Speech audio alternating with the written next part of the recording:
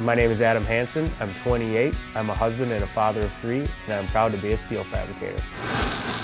I was always interested in welding. Back when I took high school shop classes, went and took a tour of Dunwoody, eventually signed up and went through their welding program. I got accepted really well into the job market. I got every job I ever applied for. I'm Brad Dorr, 26, a husband, and proud to be a steel fabricator.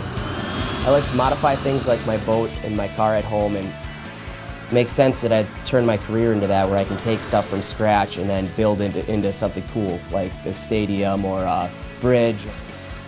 I didn't know exactly what I wanted to do. After a couple years of thinking about my future, I just realized this is where I wanted to be. I'm Joel Bates. I'm 24 years old, and I'm proud to be a steel fabricator. Went to a school that was definitely not for me, and I worked a couple dead-end jobs not knowing what I wanted to do.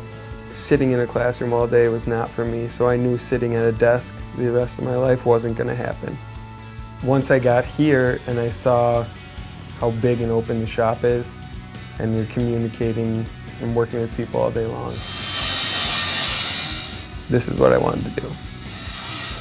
I've been able to do more fabricating work and more welding work since I left school, and your skills just continue to grow every time that you do it. It's practice, practice, practice. Reading blueprints, I looked at them and it looked like a bunch of gibberish, and now when I see them I can actually see like 3D. I can see what it's going to become before I even build it. Having more technology while we're out working in the shop has helped tremendously. You can look up what job you're working on right away and have it there. So having an iPad right in front of you with the print on it, it makes a world of difference.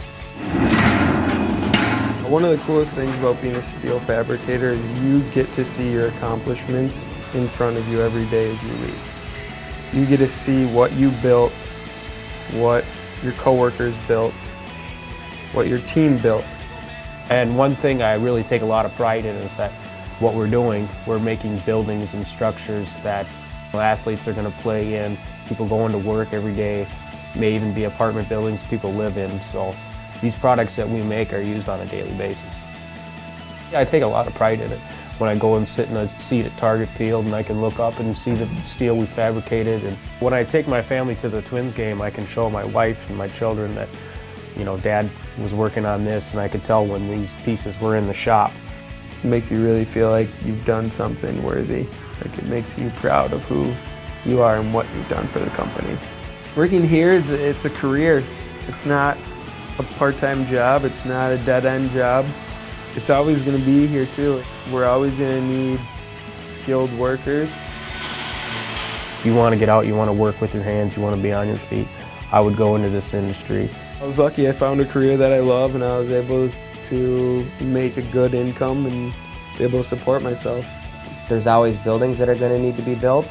There's always bridges that are going to need built, and we'll always be here to build them.